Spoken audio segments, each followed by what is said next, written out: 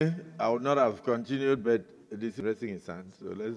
Thank you very much, Mr. President. And I know people are tired. I do not intend to speak long. I will disappoint many of my colleagues. Short man, short. Of the report of the Ethics Committee chaired by Senator Neda, and of other contributions that have been made, including the very, very insightful summary by the Senate leader. I thought, because you have encouraged us, sir, regardless of what my dad said, that you have no friend, I think you have friends. It would be dangerous for you to lead yourself to the conclusion that you don't have friends. How can you preside over affairs of enemies or people you don't trust? That trust line between the leadership and the followership must be serviced. But it can be brought under test in moments like this. My advice is that the quality of a leader is tested when you are under severe provocation, how you manage it, which is why I appreciate the way you have even admitted to more complaints as if nothing had gone wrong. Sometimes in leadership we face those temptations. I thought I should share with my very good friend and sister, and also our in-law, my experience on the floor of the Senate. I went on Channel Television, in my opinion, to defend the Senate. When we were being accused of spending money here and there, I said, no, I bought my own furniture, etc. A distinguished senator said I had breached his privileges. On that occasion, some people spoke in my favor. But there were few who insisted that what I said was in bad taste. I asked myself there and then, who will cast the first stone that he has never lied? Sorry, he has never erred, if I have actually erred. But on this occasion, my intention was to defend the institution. And yet, some members felt offended. I have been a governor for 8 years. I was re-elected. I didn't do a receipt. I chairman the governing party for 2 years. I was removed. I didn't go to court. So once I noticed that there were some senators who felt that my comment was embarrassing to them, for me, it is a mark of strength to admit that that not being my intention, that I apologize to those who felt offended by my comment, even as my intention was very noble and clear as far as I was concerned. I think that to apologize is not to belittle yourself. And even the Holy Bible says, and this is where I want to appeal to those who have taken very strong stand, that any sin we commit, once we admit to the fact of our failing, of committing, of breaching any of the 10 commandments of God, that if we apologize to God and confess that we will not do so again, we can still see the kingdom of God. I think it is based on this logic that the committee created a window.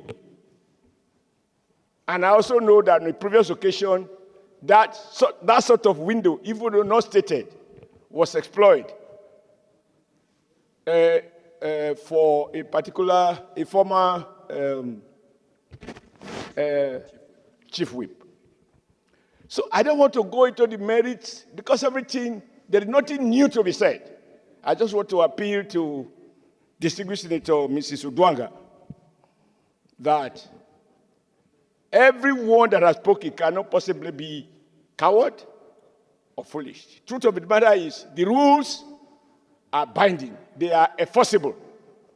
They are potent. I wasn't in the Senate that day. I was in Benin. When I saw the fireworks on television, I thought it was something else, but I don't know because initially I didn't know what the issues were.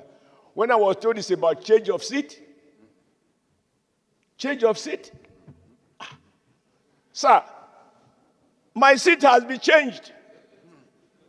The only thing that the committee couldn't do is to change my person and my values.